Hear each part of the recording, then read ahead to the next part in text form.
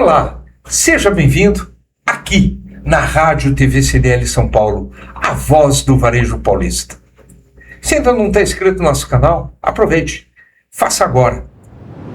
E aproveite também e já dê seu joinha, porque eu tenho certeza que vai valer a pena cada segundo deste bate-papo aqui no CDL Cast. Começamos agora o segundo dia deste bate-papo com Cláudio Camargo. Se ainda não assistiu o primeiro dia da entrevista, aproveite para conferir. Nele, a candidata a deputada estadual Cláudio Camargo fala um pouco da sua trajetória, da sua vida e como começou quando chegou a São Paulo. É uma história muito envolvente, com o qual tenho certeza que muitas pessoas irão se identificar. Vou contar para vocês aqui ao longo da minha trajetória. Hoje eu sou advogada e eu faço comercial do meu escritório. Eu sou comercial do meu escritório, eu que coloco meu cliente para dentro. Eu tenho uma sócia, ela é técnica operacional, mas eu comercial, e vejam, eu cheguei em São Paulo sem conseguir, eu tinha medo das pessoas de verdade. Então, eu aprendi no caixa a lidar com as pessoas, a me desenvolver enquanto pessoa e profissional. Então, sou muito grata ao Supermercado Bergamin por ter me dado essa primeira oportunidade de estar, dessa experiência de ser caixa. Me sentia muito quando eu voltava em Berizal, uma cidade de 4 mil habitantes, que geralmente tem as vendinhas lá, que as pessoas compram fiado, mas geralmente é o proprietário e a esposa que tocam a vendinha. Então, e perguntavam para mim, o que você faz lá? Eu me orgulhava em dizer que eu trabalhava no supermercado que tinham 61 caixas. Imagina, para mim aquilo era maravilhoso. Eu amava. Bom, comecei a investir na educação, porque além do emprego e renda, mas eu acredito muito na educação, acredito inclusive que o nosso país, nós só vamos mudar o rumo desse país, nosso estado, se todos os gestores públicos investirem em educação. Primordial, educação financeira na escola e política também, presidente. Quando nós tivermos educação financeira e política, talvez a gente mude um pouco o mundo. As gerações, essas gerações que estão, a gente precisa pensar no hoje, mas a gente tem que ter uma visão de futuro também. Investir para as crianças que serão o nosso futuro, né? E a educação mudou a minha vida, porque o primeiro salário do supermercado, eu investi no curso de psicologia, eu fui fazer curso de computação, eu tive acesso a celular aqui em São Paulo, nessa casa de pau a pique, lá na fazenda, não tinha energia elétrica. Então eu não sabia o que era um celular, eu não sabia o que era computador. Eu fui fazer o curso de computação, ter acesso ao celular. Comecei, inclusive, estudando psicologia. Eu fiz 3 anos de psicologia antes de me formar em RH. Mas no primeiro ano, eu estava na casa da minha tia. Estava conseguindo pagar o curso de psicologia. E depois de 1 ano e 4 meses, meu irmão Gêmeo veio morar comigo em São Paulo, porque eu comecei a fazer propaganda dessa cidade maravilhosa. Eu falei, São Paulo não é tudo aquilo que a gente olha na TV, porque eu cheguei aqui achando que eu ia ser sequestrada, esquartejada, é isso, é só tragédia, assim, lá nos jornais, é realmente assim, a visão que as pessoas têm de São Paulo é uma coisa absurda, e não é perigoso, mas não é tudo isso, as pessoas conseguem viver e trabalhar aqui. Enfim, comecei a investir no curso de psicologia, curso de computação. Depois que meu irmão Gêmeo veio morar comigo, aí as coisas ficaram um pouco complicadas, porque nós fomos pagar aluguel. Uma pessoa só, na casa da minha tia, eu achava demais, porque eu fui um pouco invasiva, eu que me convidei para vir para a casa dela. Aí eu e meu irmão fomos pagar aluguel, e eu percebo as dificuldades que as pessoas passam hoje, porque eu passei. Pagar a conta de água, pagar a conta de luz, pagar a faculdade, pagar aluguel. Gente, não sobrava para eu comprar uma aspirina. Quantas vezes eu fiquei também esperando para ser atendida no hospital público.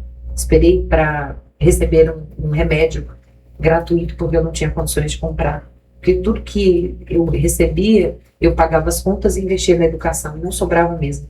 Chegou um determinado momento que eu pensei, eu preciso mudar de emprego, porque eu queria ter um pouco mais tempo de estudar. E aí eu via aqueles clientes do banco, do supermercado, que eram funcionários do banco, tinham umas agências do Itaú próximo do supermercado, eles iam fazer compras, presidente, eles faziam compras, e saiam lá no cartão, no ticket do supermercado caixa, saldo disponível, Wanda.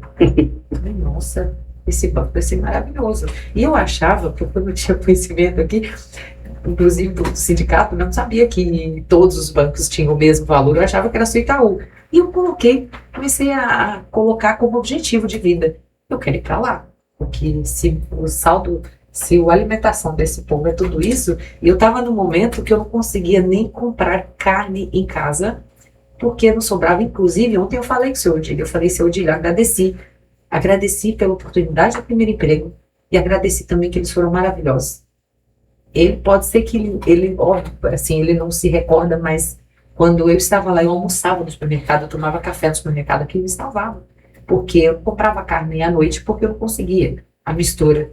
E eu pensava, se eu já como no almoço, eu não preciso da janta, já tenho uma proteína durante o dia, tá bom. Então eu agradeci ele pelo alimento também que era servido no supermercado. E aí comecei a colocar como objetivo de vida, eu vou trabalhar no Itaú. Eis que uma empresa, e comecei a falar com os meus colegas de faculdade, a esparramar o currículo, porque eu já sabia o que era o currículo. Eles levaram meu currículo numa empresa chamada Orbital, entrou em contato, e por isso que eu falo, quando é de Deus, sabe? Eu acredito muito. Eles me ligaram num dia em que, por algum motivo, não me recordo qual, eu não tinha ido para a faculdade. Eles me ligaram, e quando me falaram que era uma empresa do Grupo Itaú, os meus olhos, nossa, brilhavam. Mas aí eles falaram o salário, Vitor, Evandro e presidente Maurício. Era para ganhar menos que eu ganhava no supermercado. Falei, Senhor da glória, agora é que as coisas vão ficar mais difíceis. Mas o que eu fiz? Eu saí e fui para o hospital. Porque às vezes na vida também a gente tem que ir com medo mesmo, a gente tem que arriscar. Eu dei um super passo para trás, eu sabia que eu ia dar 2 adiante. Eu saí do supermercado, que eu gostava muito, foi uma experiência fantástica. Aprendi, como eu disse, o meu desenvolvimento profissional eu devo ao supermercado, esse jeito de lidar com o comercial do meu escritório. Teve um momento lá naquela ocasião que eu estava quase desistindo de estudar, porque como eu estava ganhando menos, o dinheiro ficou difícil para pagar a faculdade. Eu lembrei do ProUni, passei no ProUni, ganhei bolsa 100%, porque eu sou formada em RH, na verdade eu sou bolsista 2 vezes, ganhei bolsa 100%. Quando eu estava finalizando o RH, parece que foi tudo perfeito, assim, cronometrado. Teve a fusão do Itaú Unibanco em 2009, 2010.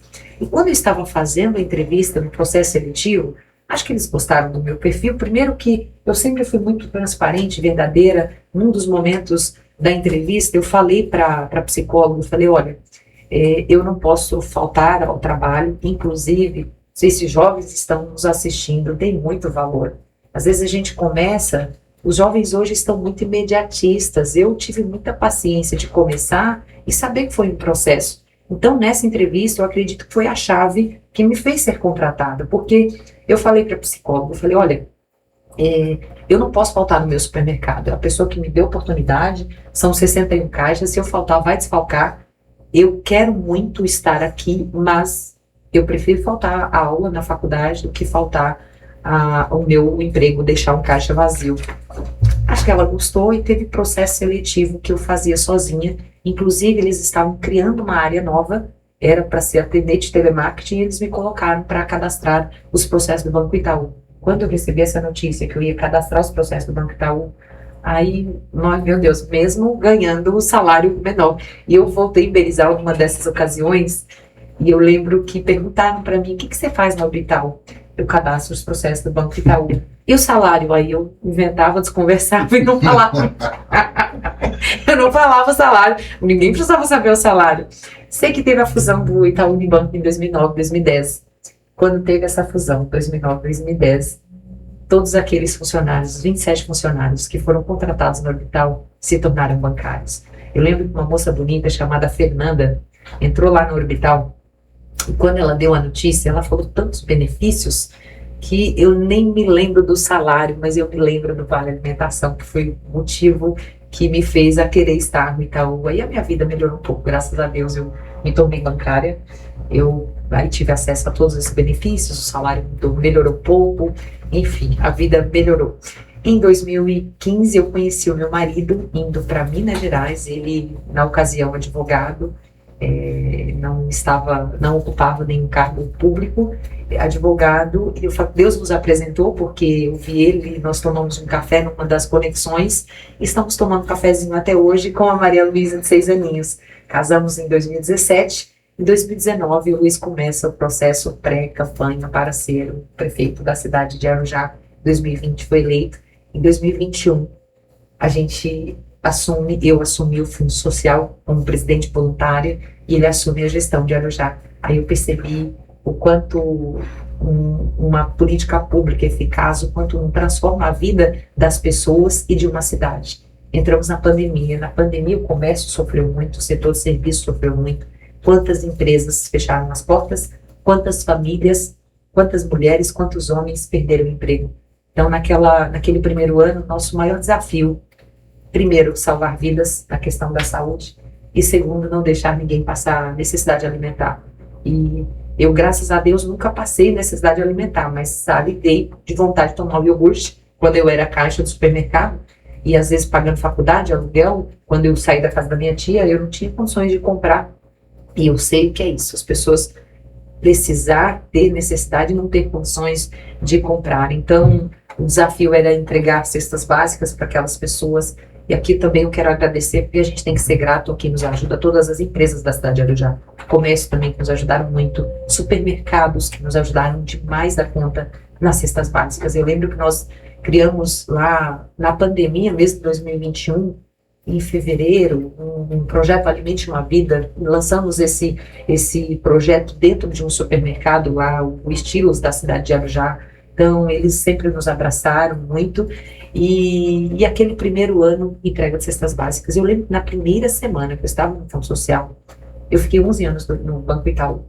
Quando eu entrei lá, falei, Senhor, eu vim de banco, eu vim de uma empresa privada, mas eu trouxe a experiência do banco, que é metas, vamos trabalhar com metas, temos que ter tantas cestas, fazer X de projetos sociais, e deu muito certo trazer essa experiência, e Deus sempre me capacitou, porque eu senti a responsabilidade de estar à frente de um órgão tão importante. Primeira semana, primeira reunião, entra um senhor pedindo uma cesta básica, e aí entregaram uma cesta básica, os funcionários lá do Fundo Social, e eu ouvi ele agradecer a Deus em voz alta que naquele dia ele teria alimento para dar para a filha dele. Aí eu fiquei, meu Deus, olha o que está sob a minha responsabilidade, preciso fazer por essas pessoas. Eu sempre acreditei nos projetos de Deus. Eu lembro que uma vez eu estava dirigindo em São Paulo, e eu, na 23 de maio, aqui pertinho, agradeci a Deus por eu estar no Banco do País, eu estar dirigindo numa das maiores avenidas da quarta cidade maior do mundo. Falei, Senhor, obrigado, porque quem saiu de Berizal, do plantio de eucalipto, e chegar em São Paulo e dirigir, porque para mim isso é muito importante. É comum para as pessoas que moram aqui, mas para quem sai de uma cidade tão pequena, tão pacata quanto Berizal, isso é muito importante.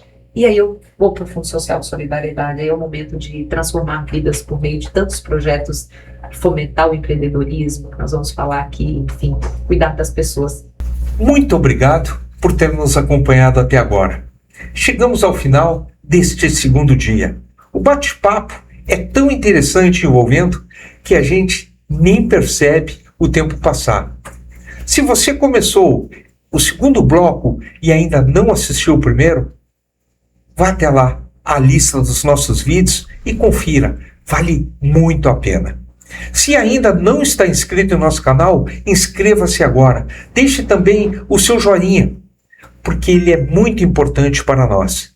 E se está gostando, compartilhe esse vídeo com seus amigos e familiares. Obrigado e até amanhã.